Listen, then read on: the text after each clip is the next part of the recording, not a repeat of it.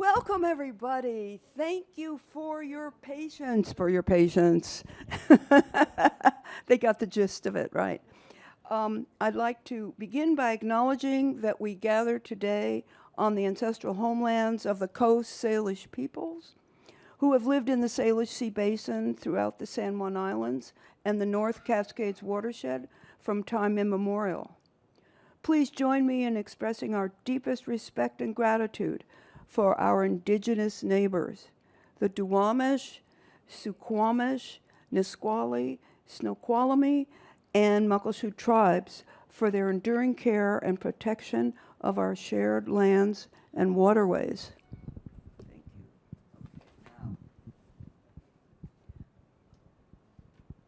it gives me great pleasure to introduce Esther Ervin and Al Doggett. Both of them are established artists, would you say, in definitely different media, but you also have collaborated on the art program at Liberty Bank Building. And if you don't know where it is, you'll find out very soon. I'm just going to give you a little more information about Esther and Al. Esther is an interdisciplinary artist with a lifetime of experience in carpentry, ceramics, illustration, drawing, graphic design, collage, metalwork, and I'm wearing one of her necklaces today. Printmaking, sewing, jewelry, bookbinding, photography, and painting. That about covers the waterfront. Enabling creation of work that may be historically based, or site-specific, or exploratory. She's created several public art projects, including contributing to the Liberty Bank Building. As a piece, she has lived in Lebanon. I want to ask you about that. And Colombia she lived in Colombia as a Peace Corps volunteer. And she taught art, science, and Spanish at a farm school and later worked with families of coffee growers. Inspired by drawing for the Peace Corps Health Handbook and for a Bogota cardiologist, she decided when she was a Peace Corps volunteer to seriously study art. When was that? In the 70s? Yes, that was in the 70s. So, Esther, welcome. Now I'll turn to our other accomplished artist, Al Doggett. And since they're both friends of mine, they won't blame me if I make mistakes. Al was born in Brooklyn, New York. He grew up on a block with over a dozen brownstone apartment buildings. Over 300 adults and children were his neighbors. Out of this environment, and with the encouragement from his mother, his interest in art grew. In New York City, Al's training and education took him to the High School of Art and Design, the Fashion Institute of Technology, and the Art Students League. And since I'm from New York City, I can say those are all very impressive institutions. Al moved through the job market as a professional artist, working at some of New York's top art studios and for Warner Brothers' film studio art department. He was producing promotional art for their feature films. He built a successful career in both commercial art and fine art. He moved here in 1967 and opened his own studio. While providing commercial art projects for the advertising industry, he continues to create fine art paintings that were shown in many exhibitions throughout the Northwest. Recently, Al was honored to be commissioned by the Stanley Ann Dunham Scholarship Fund Committee to paint the portrait of former President Barack Obama's mother, named Stanley. His mother was named, okay, Stanley Ann Dunham. Isn't that interesting? She was an alumni of Mercer Island High School. How many of you knew that little obscure fact, where the portrait is displayed? So please welcome Esther Ervin and Al Doggett.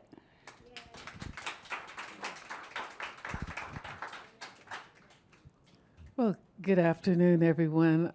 Thank you for taking time out of your day to spend some time with us.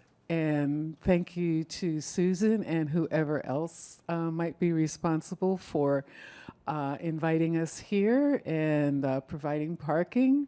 So we're really pleased to help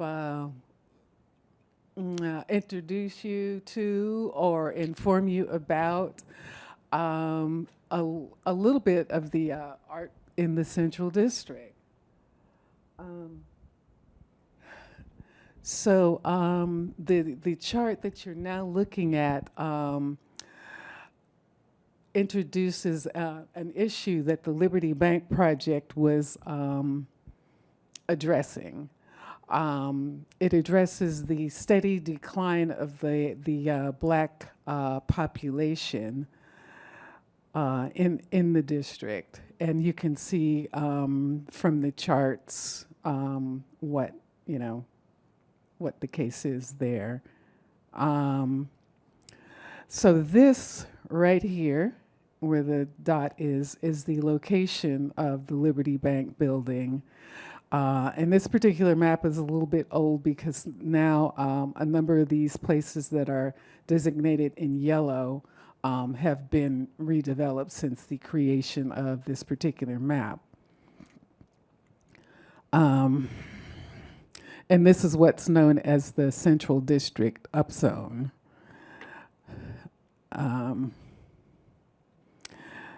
Okay, I'm getting used to the setup here. So the community partners created a vision for the project. The community partners were the Africatown Central District Preservation and Development, the Black Community Impact Alliance, Bird Bar Place, and Capitol Hill Housing, which is now known as Community Roots Housing. So they generated a memorandum of understanding concerning the Liberty Bank property. So that's what these two slides show. They wanted to secure long-term African-American ownership of the building, develop and support Black-owned businesses, reaffirm the Central District as a hub of the Pan-African community. So we were tasked with bringing that vision about to honor the history of the Liberty Bank and of the Central District. So the artists, we hand-selected them from a pool of established and emerging artists with demonstrated excellence in their craft and ability to work on schedule, because that's very important when you're working with contractors and all. So the story of Liberty Bank shows how the multicultural community came together and created an institution that allowed disadvantaged individuals to achieve economic independence and success despite the practice of redlining. And if you're not familiar with that term, we can go into that in the Q&A session. So we selected 7 artists in total to participate in the project. So this is an example of one of 2 panels, 3 foot by 4 foot, that were created by Ashby Reed, and the other depicted places in the Central District, while this particular one depicts streets. And it's done in palette paint. It's oil paint with using a palette knife, and rather than a brush. It's a little small knife. They come in a variety of sizes, and you just smush the paint on with those. That's his specialty. This particular slide is also one of 2. It was a collaborative project between Ashby Reed and Al Doggett. It depicts 6 of the 12 Central District parks that are named about Black people. So these particular pieces flank the elevators. And you've probably heard of some of these people. They're prominent African-American citizens doctors, civil rights leaders, community organizers, council people, judges. So these are the kind of people that Central District parks have been named after.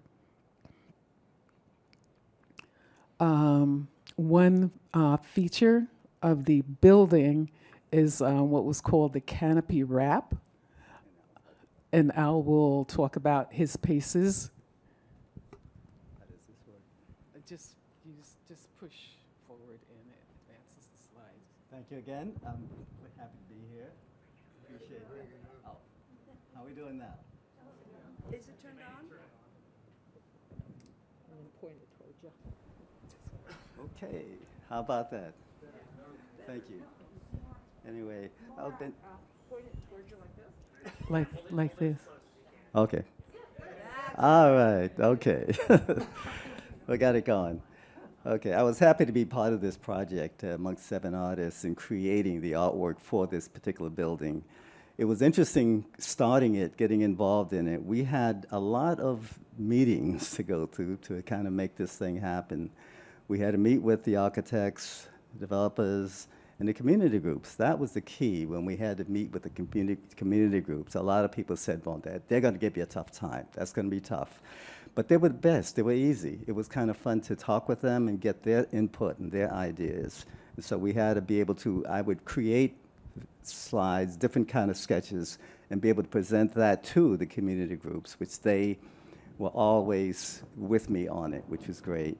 This particular piece is used for the canopy art, and you'll see that shot. I wanted to create a design with an Afrocentric feel to it. This is a graphic piece. I've done a lot of graphic design, whether illustration, things like that, and this kind of tied into some of the work I've done in the past for advertising agencies. I'm going to show when I click to the other. I'll click them for you. This, you can see the canopy that goes around the building there. They wanted some kind of design, and the architects, I worked with them quite a bit. They showed me pretty much where and how things were going to go as far as the actual canopy itself, and they felt it would be nice to have a design on that. So this is what I developed. I'm going to go back to that one. Back. Yeah. So I came up with this design and worked with the developers and the architects in terms of how that would fit into the canopy. Okay, back. Great. This is the second piece that I had done. When they had decided to do the courtyard mural, it was not sure how they might want to do it. They wanted to have a piece of art on that particular building. So I asked if I could design something that would work. It's 5 stories. And my problem initially was, how do I design something around the windows and still have it a nice flowing piece? So I did a lot of sketches, and I had the actual layout with the windows, and I had to do my design around the windows. So I knew what was going to get broken up in rhythm. So I kind of wanted to, assemble something that actually tied into the Afrocentric feel to the design and have some sort of rhythm to it. And so I have a dancer, music.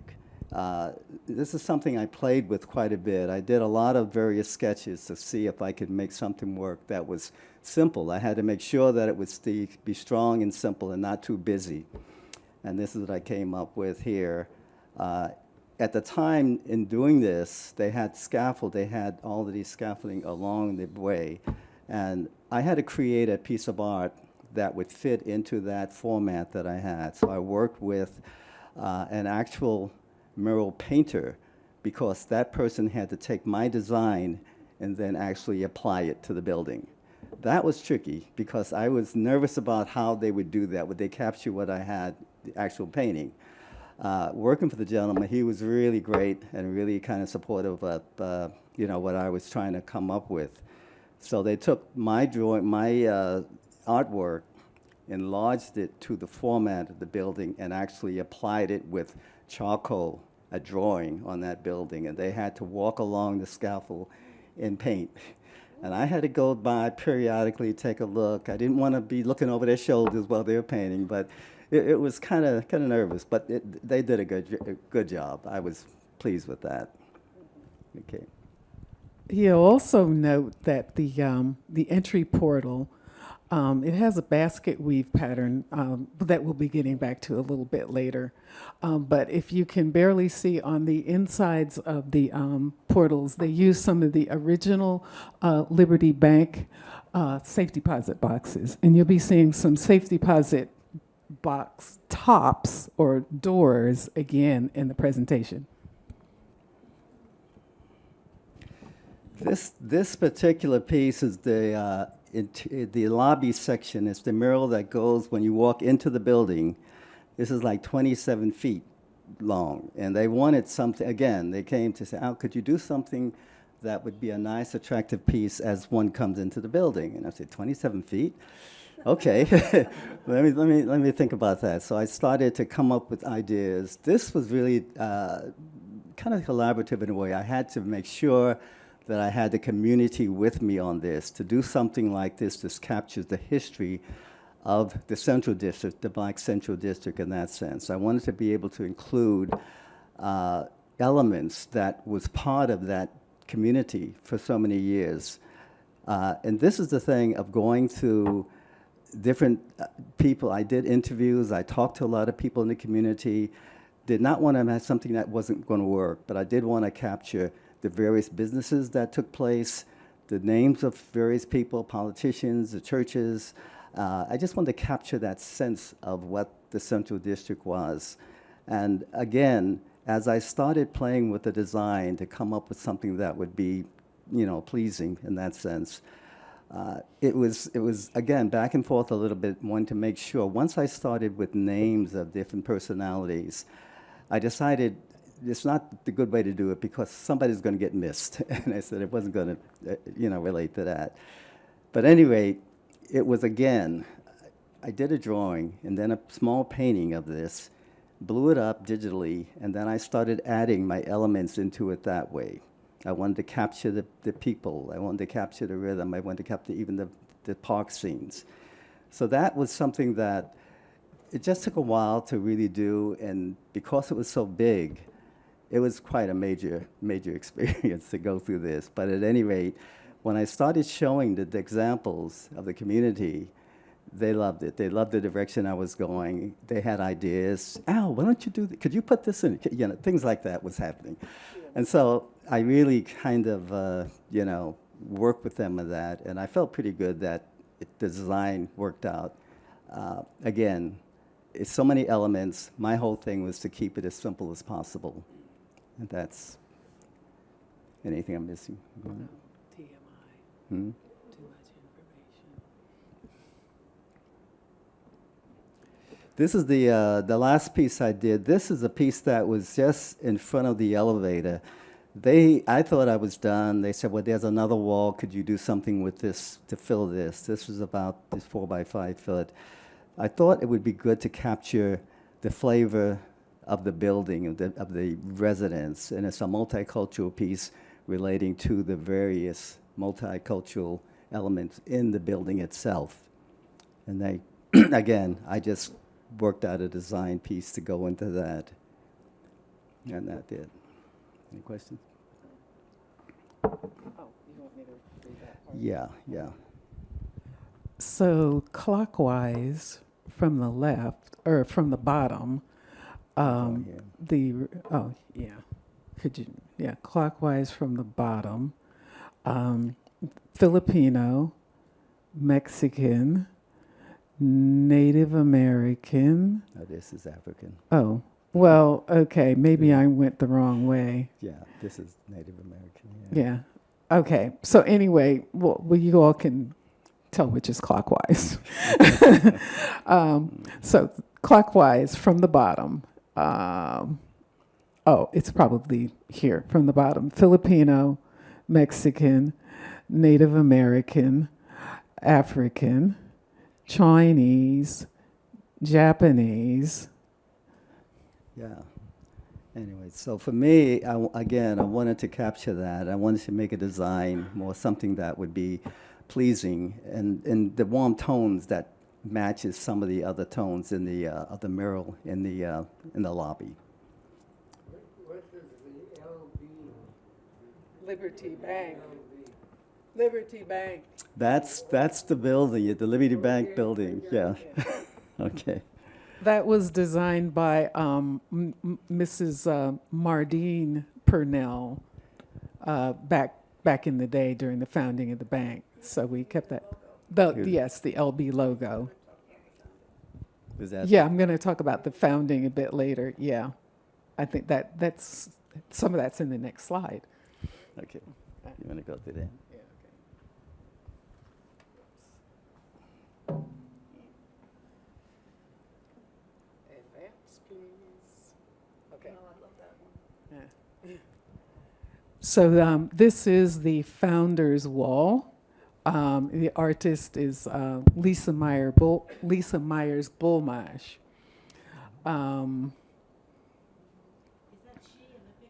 Yes, that's Lisa in the picture.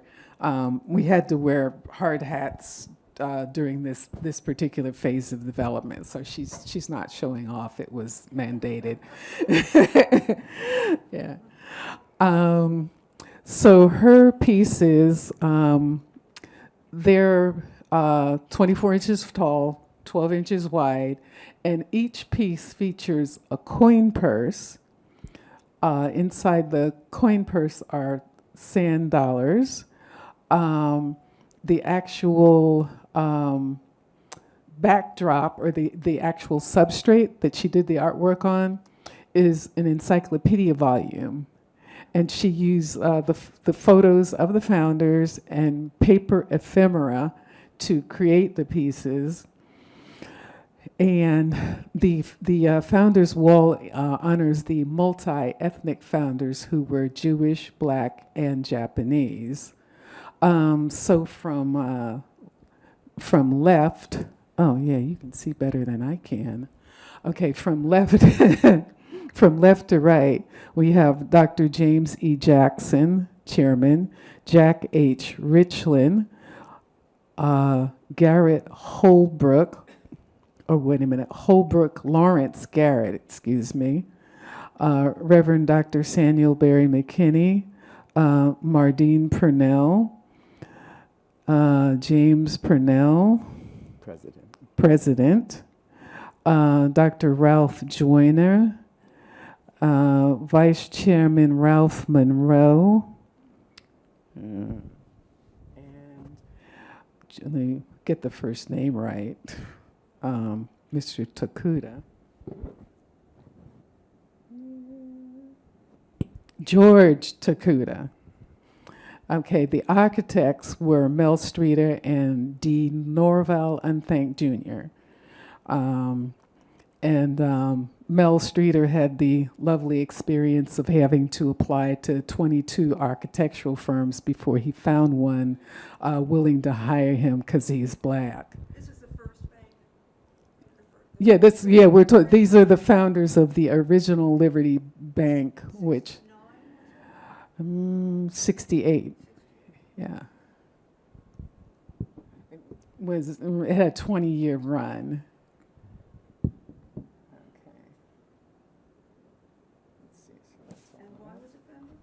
Why? Oh, it was founded to address the,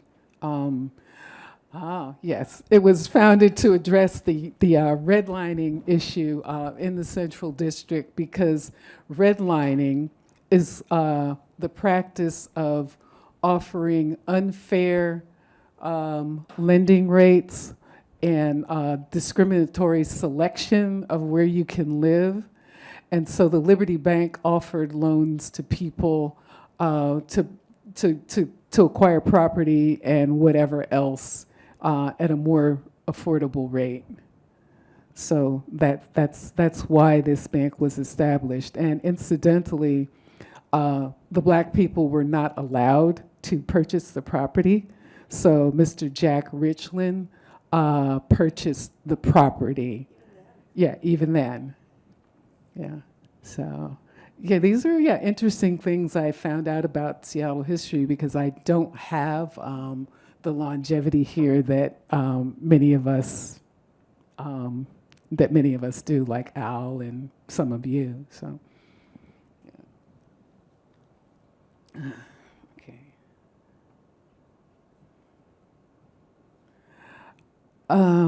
So this kind of says a little bit about that particular question that Susan just asked.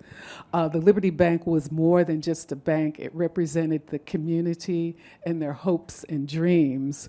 So this is the interior where people are getting their dreams served in terms of getting financial products that they could use to benefit themselves.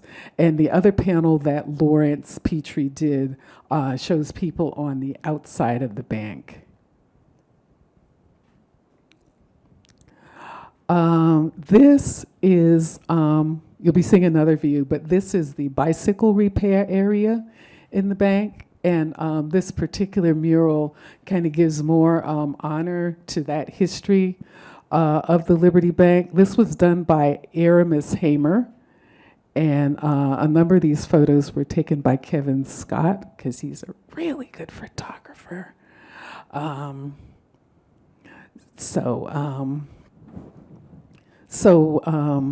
Here's a good evening time shot of the bank. So everybody who uses that particular bicycle repair shop will be reminded of the rich history of the bank.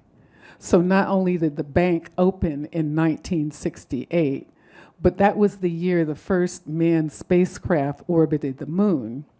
So Aramis was heavily inspired by cosmology and astrology when she created this. And so it incorporates the vivid colors of galaxies and the deep black of the cosmos.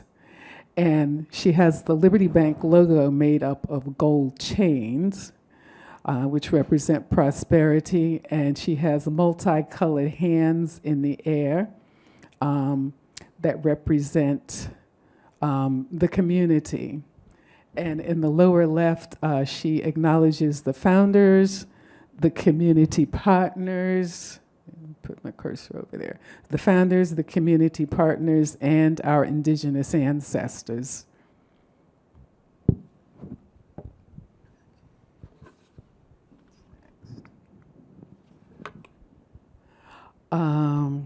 This is the only slide I have that shows all four of these at once. This is called Turning the Earth, and it's by Inye Wokoma. And so this particular series of pieces flanks the vault door in the Liberty Bank building. They took the original vault door from the old Liberty Bank and put it in the new building. And I'll be showing you that in a minute. But this is called Turning the Earth, this series of four. It's a hybrid visual and narrative exploration of the Liberty Bank story through the lens of the Black community. It's a story of transformation and transcendence in 4 chapters based on the central metaphor of making barren land fertile.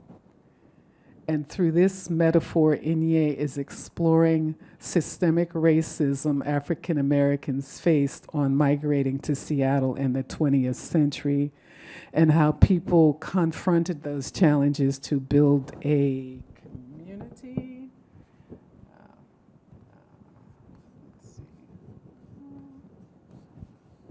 Just 1 second, I lost track of the cursor for a minute.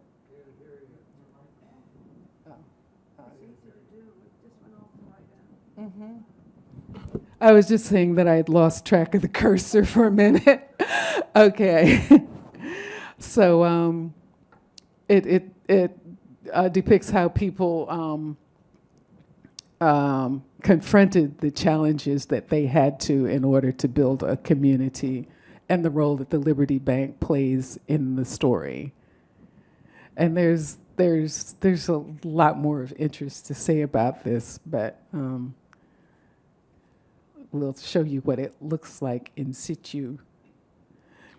Oh, okay. So this is a larger one that you can get a good view of it. Okay, and it's pretty much a collage, and I'm not quite sure what he used. Yeah, he used doors. He used windows to create this, and used a lot of applied elements and photographs to create this picture. And that woman is someone who posed for this, that actually lives in the central district. That particular piece is called The Red Earth.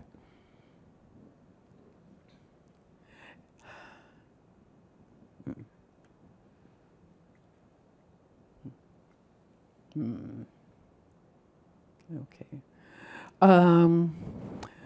This is how the pieces are mounted alongside the vault door from the original Liberty Bank building. This is the lobby of the building. And then on the other side of that structure are the other two pieces that Inye created. And then on this wall, but over where you can't see it, and a little bit in this direction, is where Al's mural for the CD is. And I'm standing there looking out towards the courtyard. Okay.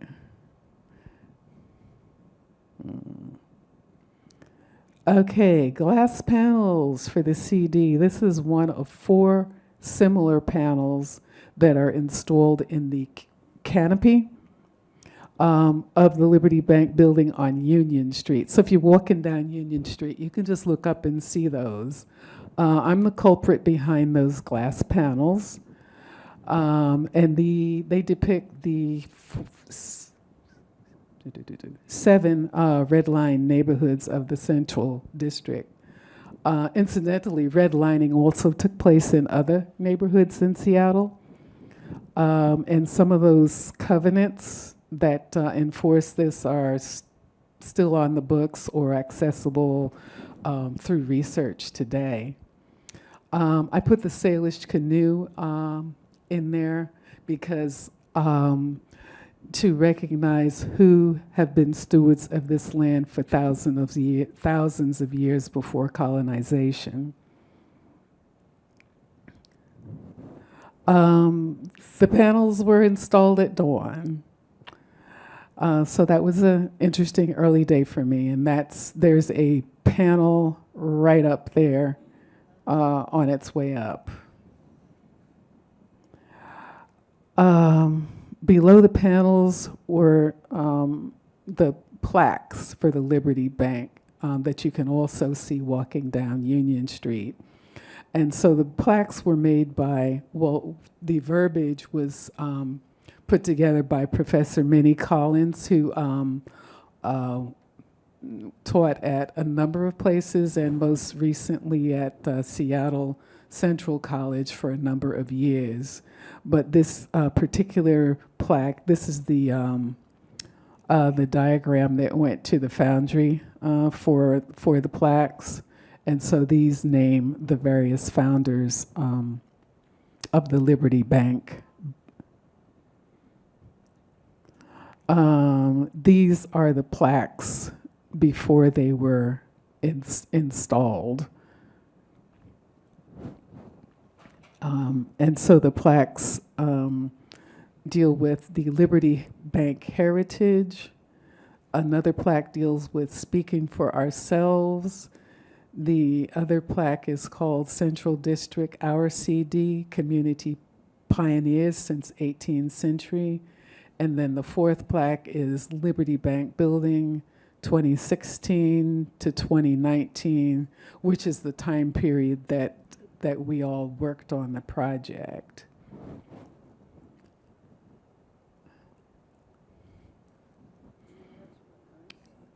Yeah, this was a photograph that kind of shows how it all flows together, and at a very nice rainy time of day when the when the cast shadows fall on the columns. And you'll notice that the basket weave pattern right in here, this repeats in a few places around the building and elsewhere. So that's a feature that was in place. And also, the basket weave pattern is made with some of the original bricks from the old Liberty Bank building.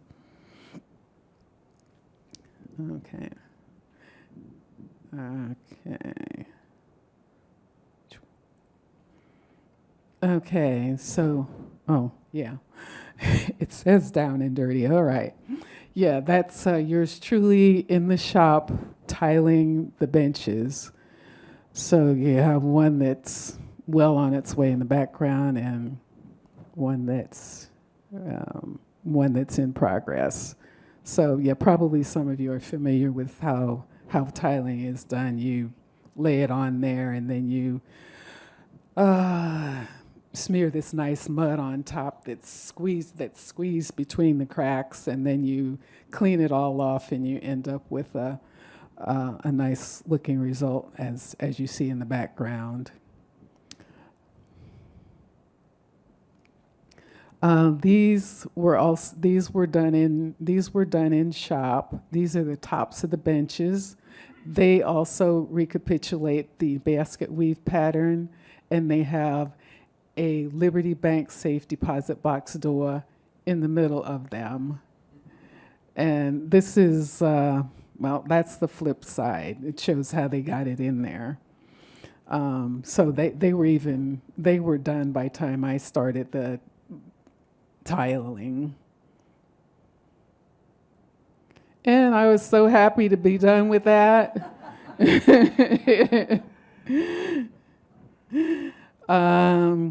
Okay, here we have, at that time I used Fabrication Specialties, which unfortunately is out of business. The white-haired gentleman is Gerald McGinnis, who is a joy to work with. And he's inspecting the work as the screw hook is twisted on, because they need that hook to lift the bench so it can be put in place. And then here the gentleman assembling one of the benches in the courtyard. And so benches first, then the tops. So there were 5 of these, three of which are in position on Union Avenue, and the other 2 of those are in the courtyard. And the developers and contractors liked that particular pattern. So they said, why don't you tile the other, let's see, 5 and 11, 6 benches in the courtyard that were rectangular. So that involved some lying on my belly, tiling those benches, because they were poured in place. Yeah, so let's see, so yeah, there was an issue with the weather too. I had to convince them that no, I cannot lay tile when it's snowing, because that year, let's see, 2019, it was really snowy, and I had a tent out there, and the snow crushed the tent, and you have to lay tile in a certain temperature range or it won't stick. But they didn't believe me, so I had to prove it to them. So yeah. So, oh yeah, okay, we see it doesn't stick, you can wait till spring. So I was the last artist to finish installing work there. But the tile is nicely stuck on the other. The other benches are rectangular, and I don't think I have a picture of them. Let's see, basket weave pattern. And the benches are kind of supposed to represent drums, because drums are important in many ceremonies, not only in African ceremonies, but also in Native American ceremonies. So, and let's see. Okay, so then we get to the salmon. So that's the concept drawing that I drew up for the rain runnel. The initial concept actually was done with an earring and some sand mounted on a piece of cardboard that I showed to the architects. Well, this is what I have in mind, and they got the idea. Okay, so fish pen on wheels. So these are the girls in clay and wire getting ready to go to the foundry. So they're saying, well, will it be the canning factory or the foundry? Well, either way, our days are numbered. So here they are, newly cast, and they're, hey girls, no worries about spawning and dying. We've got longevity now.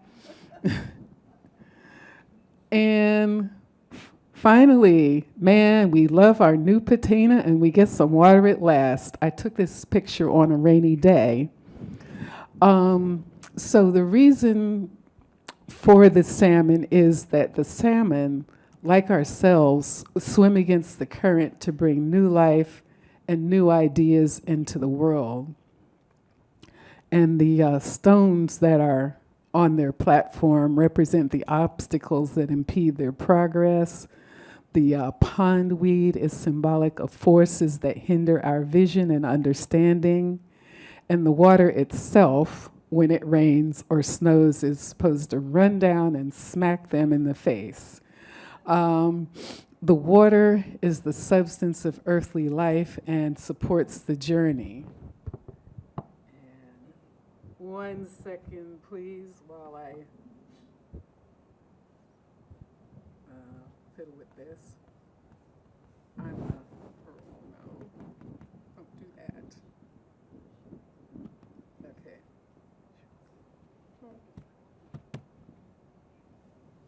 Oh, here we go.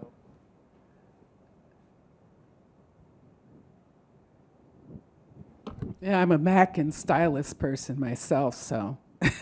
Okay, so this is at the time that this project, the Salmon Project, was conceived, the fate of the Fountain of Triumph across the street was, well, we knew it was going to be okay, but we weren't quite sure what was going to happen to it. Yes, James W. Washington's Fountain of Triumph, which is now has been relocated on 24th and Union. But so it's a tribute to that because he also used salmon in that particular structure. So his work embodies the basic truth of how African Americans had to struggle against the current and other things in order to move forward. And that the Fountain of Triumph has now been, not only has it been replanted, but it was very beautifully restored by Sabah Al-Daher, who's a wonderful artist from Iran and who works at Pratt Fine Arts Center. And okay, so this is the gang.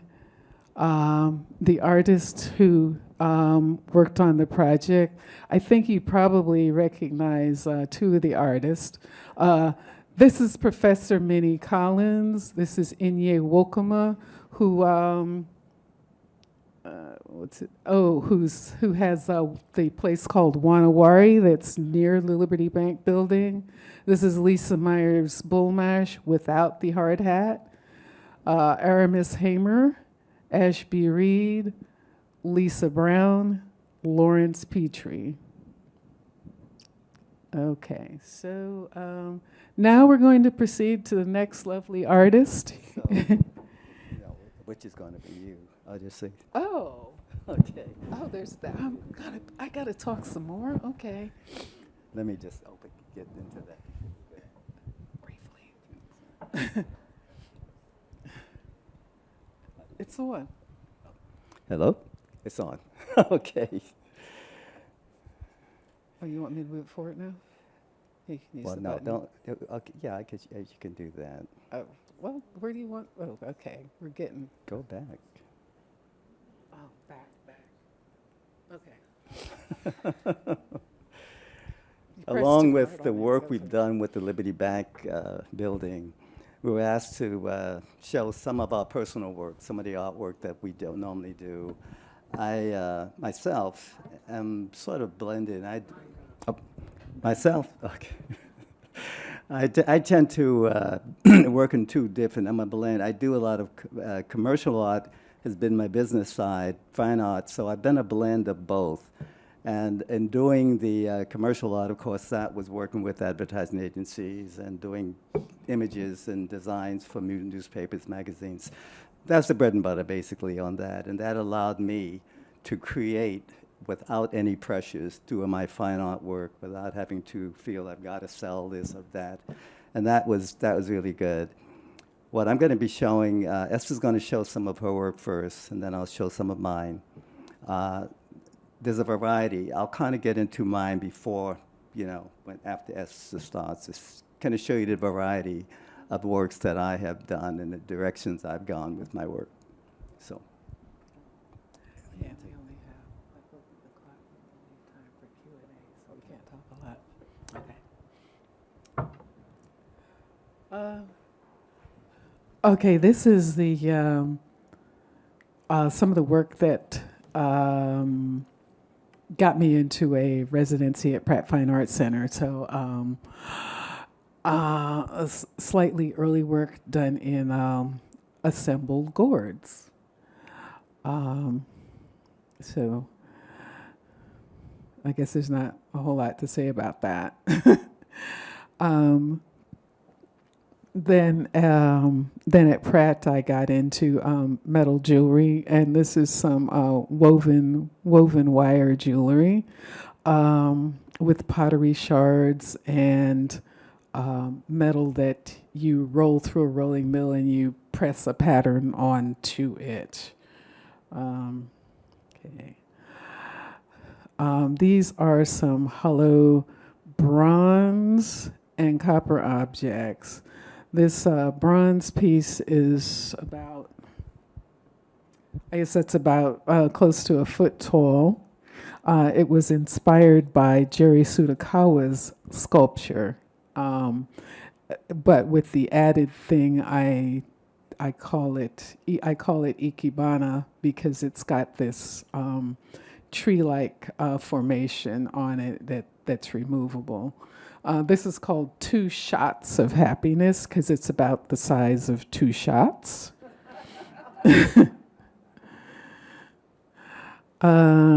This is golden halo beaded necklace. It's Ndebele style. And then sitting in front of the podium is this piece. The 2 pieces in front of the podium went to Beijing for a show. And took a while, but they came back. And so that's both beadwork. Let's see.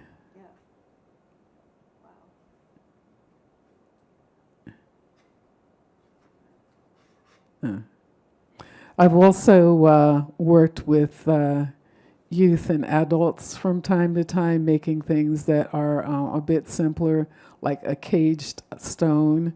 At one point, I got very much into the work of Alexander Calder, and he did things like this when he was a little boy.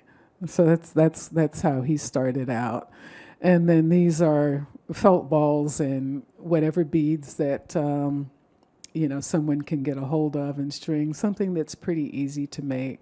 This material is called shrinky-dink.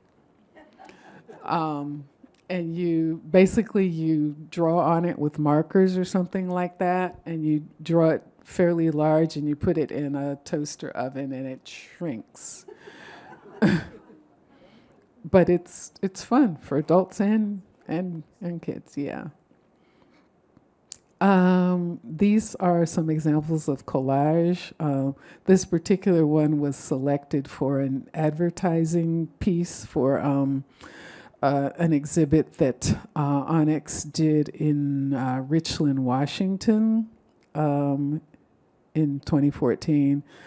This particular piece, some of you probably recognize pieces of sewing patterns in there, and just other stuff that I find and cut out. So yeah, save your junk because you can make art out of it.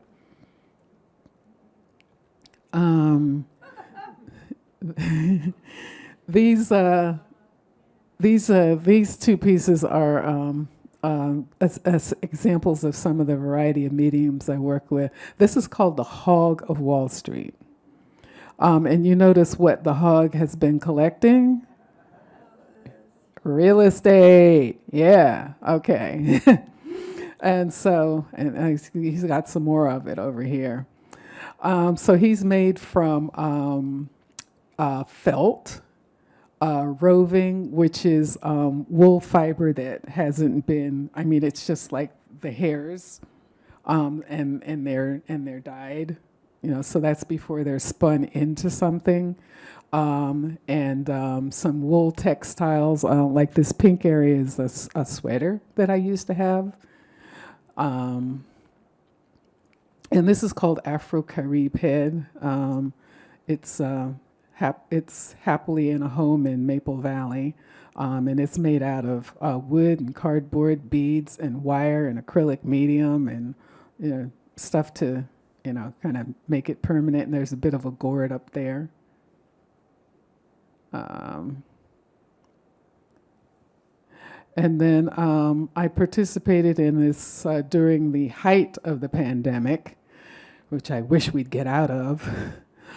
This was in 2020. There was an online workshop that women from around the world participated in. It was Women Unleashed. And we did a lot of projects, but this was my favorite one. We made junk journals to do all of our work in. So I have a junk journal about that thick with work. And these are my favorite quirky birds. And they're just watercolor and Sharpies. Okay. Forward. Okay.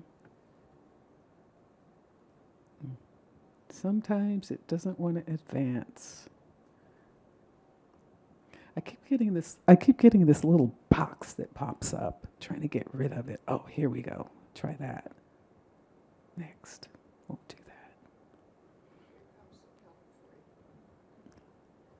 that. Oh, the box went away.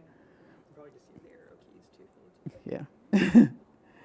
Okay, so these are a bit more recent. They're hand-built ceramics, and I have to go pick them up on Wednesday. Yeah, they're off visiting. So anyway, they're part of a series of 5. Sometimes I work in a series, and this particular one here was inspired by a potter, an enslaved potter named David Drake, who was literate, and he wrote inscriptions on the inside of his vessels. So this is typical of a shape he would have made for massa, except he wouldn't have done anything like that because he probably would have been punished. But anyway, these little diagrams, and there are 5 or 6 of them that go around the pot, they represent trades that people were either kidnapped because they knew how to do this particular trade, or they were taught this particular trade. So there we have blacksmithing and carpentry for one. This one I think is probably self-explanatory. It's called Southern Trees Bear Strange Fruit. And some of you probably know the song. So, and 3 of these were shown at BEMA recently, the Bainbridge Island Museum of Art. And we have even more recently, even during that time, I've been exploring book arts. I had a residency at Seattle Print Arts Edition Studio in print and book. So this particular item here was made during our residency at Amazon for a completely different purpose during the height of the pandemic. And they had a workshop for their employees, and they had them make these little felt things, like just cutouts of felt. And so I took my little cutouts home and embellished them, and I turned this into a needle book. So that's the book spread flat out. This is a book, Japanese stab binding. This is a altered book that was done after my residency at the James Washington Foundation, with a book that I found there, and there's a snail shell that I found over there, and some scraps of wood that I carved other little snail shells in and put them in the book. And then these are two other different book formats that I made: stiff leaf binding and case binding, and I'm continuing to do things like that. So now Al will give you the information on his work, and we'll have a little bit of time left for questions and answers. Okay. You want to show me how you're moving this? Yeah, I just use that because it's a little more Okay. cooperative. Okay, I think I got it. I'm going to start basically where I began, in a sense. My interest in art grew, and it started when I was in the second grade. I actually became a class artist at some point, something that I just was drawing all the time at home, and I had encouragement from my aunt, my mother. And this is something that because I was the middle child of 5, my 2 older brothers were a little older than me, and the 2 younger ones, so I was sort of by myself a lot. At that time, I did a lot of drawing. I created quite a bit. The first piece here, the Look All Ways, this was the first project that I did at the High School of Art and Design as a freshman. They started us getting familiar with the use of paints, the use of drawing, that sort of thing. And this particular poster, they wanted us to do this poster, and they gave us a theme. I got this, and we did it. Of course, I hadn't done with paints a lot. I was drawing quite a bit. But it wound up being a real favorite piece in one sense, is that, I thought it was thrown away. My mother, fortunately, kept it. She kept a lot of my work during that high school period of time, which I didn't know she was holding on to. But anyway, that's sort of the beginning. I've done a lot of poster design since then, of course. The second piece is, I call it my first art commission. I was 19, and a printer I used to go to get prints done, he wanted me to do a piece up for his kids. And he gave me a photograph, and I said, well, I can draw it and everything. So I did this, and he was just so happy with it. I too took time on it, but it was the first time I felt I'm doing something for someone. This is like, a lot of pressure, but it worked out really good, and I was really happy that he enjoyed it. But again, my whole charcoal was what I used to use, graphite charcoal drawings, and I captured it from this particular piece.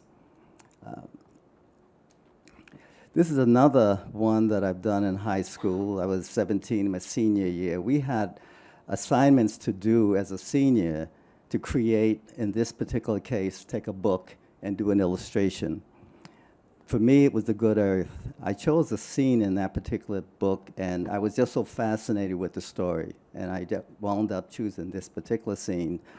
And again, it was a piece that I just got into painting at that point. We used casein paint, which is similar to acrylic.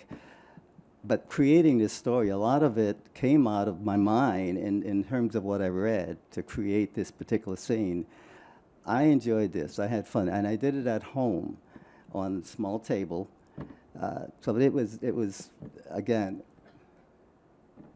a favorite piece because I had to create come up with some ideas. I had to do some research on what some of the elements in this particular home was, that they had.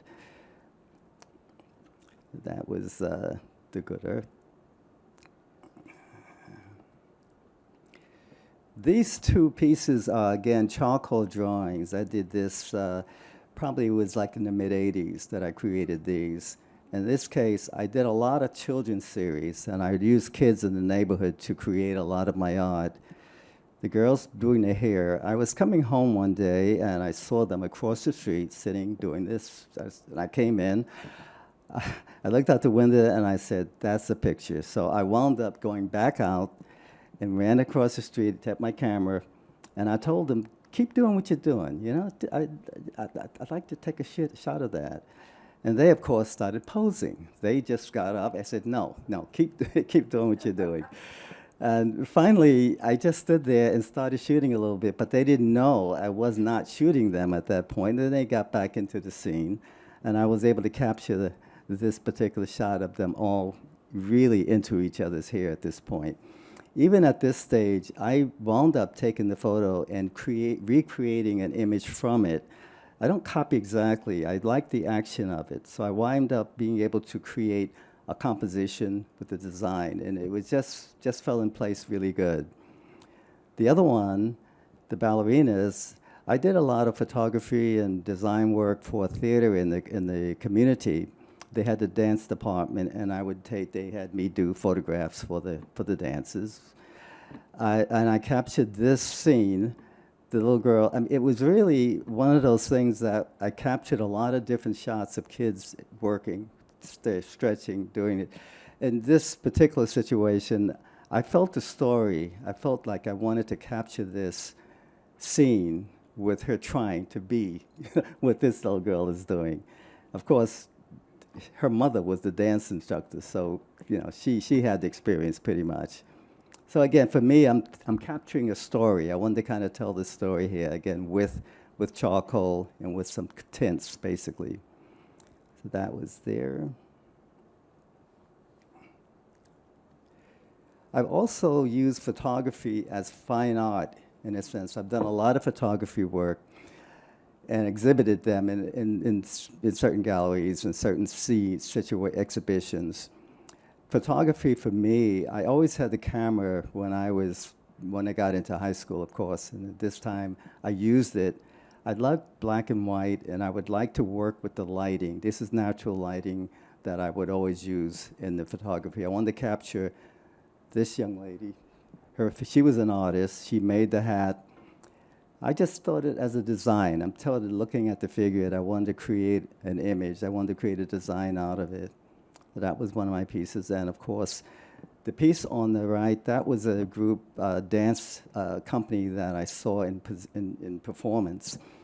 This is one you could take some photographs. They didn't bother with that. But I was in the audience, and I took some snapshots with my black and white camera. I captured this not even knowing. I was just shooting as the performance was going on. I kept watching the lighting and how it hit the figures, and I wanted to kind of capture that. So when I did that, in about maybe several photographs that I had taken, after I kind of laid it out, I saw this particular piece, and I said, yes, for me, that's a piece of art. And I was able to see how the light hit the figures to capture that motion. So I've done a lot of photography in the community, a lot of kids that play I tell stories with it pretty much. I did a series I called Images of Africa. I captured a lot of different scenes, African images in various situations. This is a captured Mother of Namibia. Again, this is a full graphite drawing on canvas. I wanted to really create a finished piece using the texture, capturing the woman and the baby. Again, this is I probably used about 24 by 30, so it was a pretty good size for graphite to work with. Piece on the right, I call this veiled. Again, this is an abstract piece, not sort of abstract in a way, but it's acrylic painting, I created a texture first. I kind of create a texture to get a feel for the different rich tones in there, and then worked the image out of it to create the feeling that she's behind a veil in that sense. And as I work with this one, I wanted to capture the jewelry, the adornment as well, keeping it more into sort of an abstract feeling in some sense. But this is a piece that is about maybe 24 by 30, and enjoyed working with the texture on something like this. This piece sold at an exhibit the first time I exhibited it, which was, I'm always like not ready to let go too fast on pieces. But I really, you know, I really like this.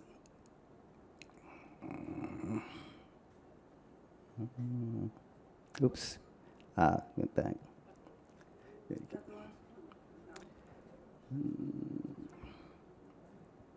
My finger hit something on. Yes. You can just click on this again. You just there? Yep. Okay. Thank you. Okay. Sorry about that. I did it again. There are a lot of little buttons here that just are throwing me.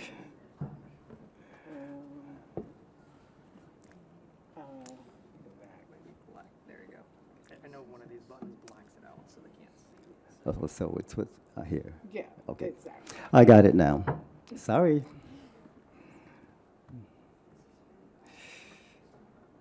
Okay. This is a couple posters that I designed. Again, this is done actually commissioned pieces in a sense. The piece on the left, I did that for a school in North End, private school that wanted to have an image representing a new department they were starting. It's called Diversity, Catch the Dream of Diversity. Again, the person who hired me wanted to actually, didn't want a figures, they just wanted a nice, strong design that would represent their department. And in this case, I used the Native American Dreamcatcher to pull the various cultures together in doing something like this. And again, I have the images down below pulling them together. Now, this was a good way for me to start really researching and thinking and researching the various the different images that I show here. But this is a real popular piece, and I did this for the school. They have it hanging as University Prep, North End. I forget the size. It's a pretty large piece. The one on the right, this is the ring from the opera, Wagner's opera in Seattle. I guess I'm not familiar with the whole series of this, but again, this was done from an advertising agency that was promoting the opera, and they wanted to show the ring on fire. This was actually a painted piece to create just the feeling of that. And of course, this was done I did a black background and started to work in the fire. I did different versions of it, but that was how this was developed.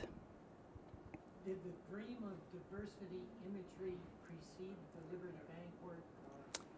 No, this was it? Timing. Yeah. Okay, it did. A number of years. Oh, okay. Yeah, it did.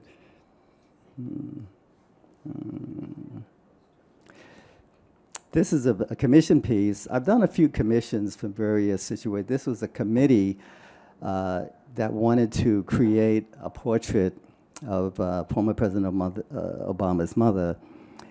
The committee is the Stanley and Dunham Scholarship Fund Committee, who get together. They present college scholarships to students, high school students, and in this case, since she was a Mercer Island high school student, they wanted to do this in her name. They created this. This was going to be in different high schools as well. But this is a case that they wanted, I had a meeting, they came together, and they wanted me to come up with a way to just do a portrait, basically. I felt and they gave me information on her. I wasn't familiar with her. They gave me a couple of books.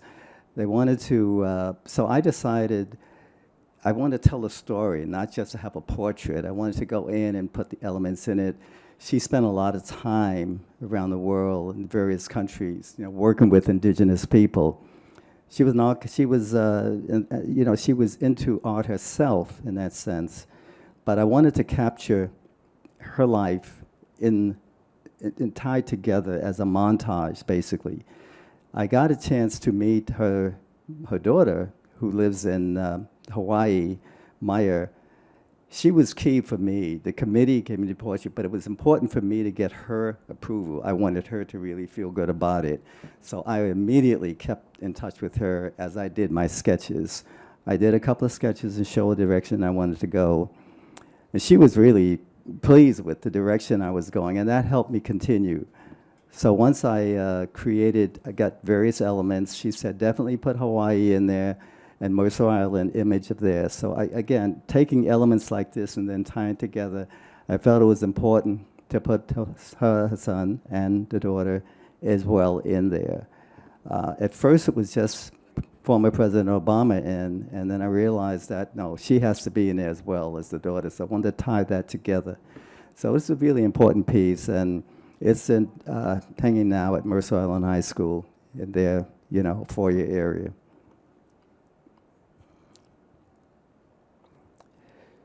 This is probably actually I did this outdoor project before Liberty Bank. This is El Centro de la Raza in the Beacon Hill area. They had built this building and they wanted to have images. This was all on the outside. Again, they're a cultural arts center a cultural community center. And again, wanted to capture a multicultural scene with the kids. They wanted a scene, this is a Northwest scene. These are scenes that they actually was guiding the artists. There were 5 of us artists working on these various projects. So for me, from a design standpoint, I had to use my design skills to come up with a way to tell the story of feeling the Northwest images.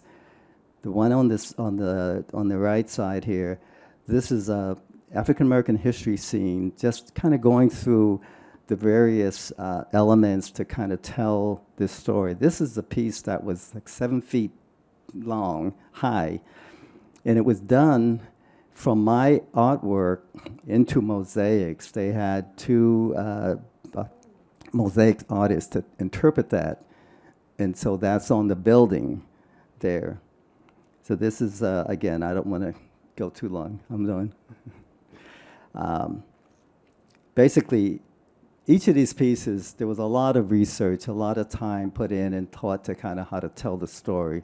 Again, keeping into a simple design sort of pattern as well. So you did all 4 of these? Hmm? You did all 4? Yeah, these are all 4. Yes, and so they're up in.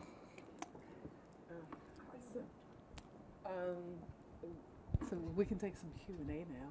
We're kind of out of time. Okay. But do you have something you want to conclude with? Yeah, you might want to do that. Yes, some thank yous or something, yeah. Okay.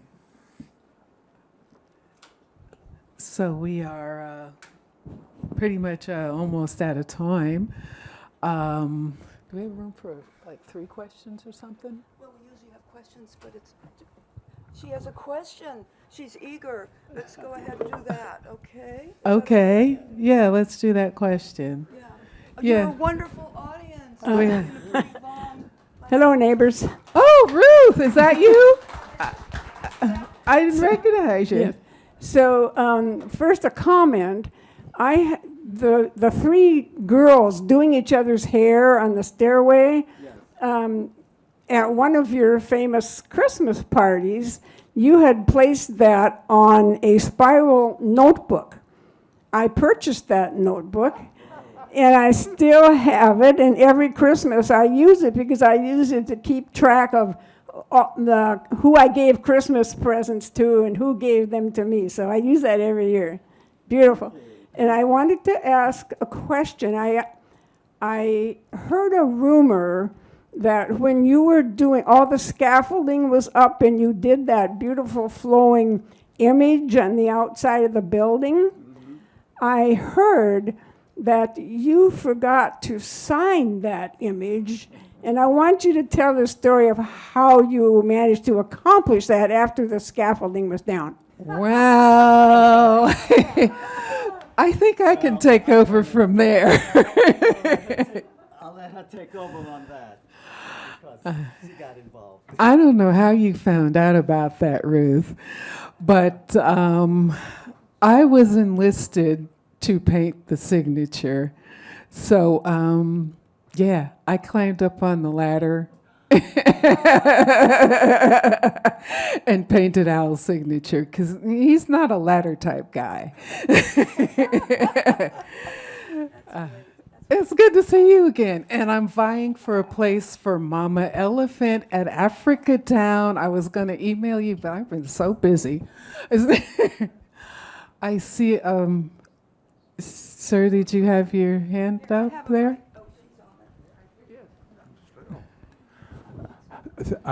Just a comment. Thank you so much for bringing back the history of Liberty Bank. I happen to have been the lawyer that organized the bank in the city of Seattle, and with the help. And one unspoken story that a major supporter and originator of the bank was the lobbyist for the Seattle First National Bank at the time. And Seattle First supported their efforts over those years. And it was a wonderful story. Does anybody else here have a history with the Liberty Bank? Watched it growing up. Well, I think we should clarify for those of you that are not entirely familiar with the Central District. If you take the number 2 bus up, it's just past 23rd Street, and you can't miss it. Esther's benches are right along the street, and then you get off the bus, and you turn on 24th North, and there's Al's mural and the entrance. And there's a great restaurant there called Communion, which I've never been to because every time we tried to get in, it was full. And now we don't live so close anymore, but we'll start trying again. I wanted to add something, a personal comment, if I may. You were talking about how difficult it was to fit a mural between all of those windows. And I could see what a part the saxophone played. Because if you have a saxophone and a head, which fitted between the windows, there's got to be a body, and so even if it wasn't all there. But I wanted also to say how much I enjoyed watching the building going up and the various elements arriving and giving such an addition to it. But do you know of any apartment building that has as much art as this one in the whole of Seattle? It's growing. More and more buildings are going that direction now. You started it. Across the street, the Midtown Center has quite a lot of art there. What about the Africa Town building? Are they going to have a lot of art? I imagine so. I'm waiting to see what develops. I know they had a It's just on the next block. Yeah. I've eaten at Communion. It's great Southern food. And then there's also an Indian restaurant there. No, African. Ethiopian. Ethiopian, you're right. The coffee shop, right? And then there's a coffee shop called Squirrel Chops. And it has coffee, goodies, and you can get your hair cut there. And for about 10 years, I used to run the Capitol Hill Chamber of Commerce, and Capitol Hill didn't have a parking at the post office, so I used the 23rd Union Post Office, and I used what was the key bank in those days, which is the Liberty Bank. Did they tear down the previous building, or is it still there? Oh, yeah, they tore it down. Yeah, I used it for a while when it was the Key Bank, too, when I first got into the Central District.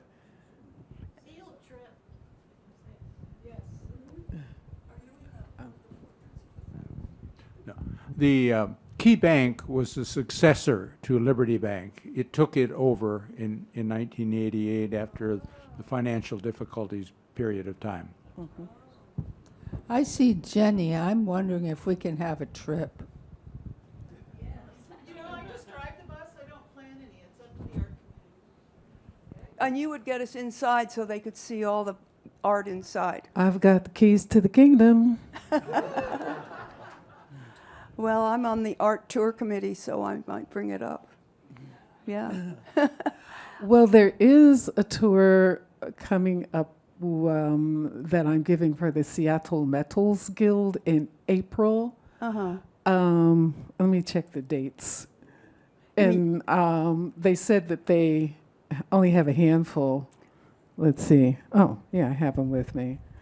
Oh, I forgot to mention, while you're looking that up, that Esther is participating in a program at Town Hall. Let me see. I have the piece of paper here. Of course, I can't find it when I need it. Okay, while she looks for that, I have it. Darn. Oh, yes, April 11th, Thursday, April 11th.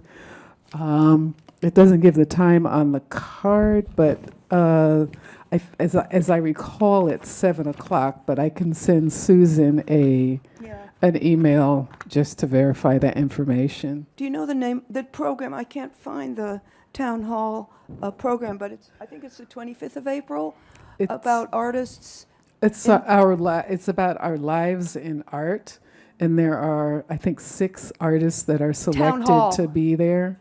Yeah, right across the street, our favorite place to go, because it's so easy to get to. Yeah. April 25th, I'm pretty sure that's the correct date. Any other questions, comments? Okay, this is almost like a family event. Thank you, audience, and thank you, Al and Esther.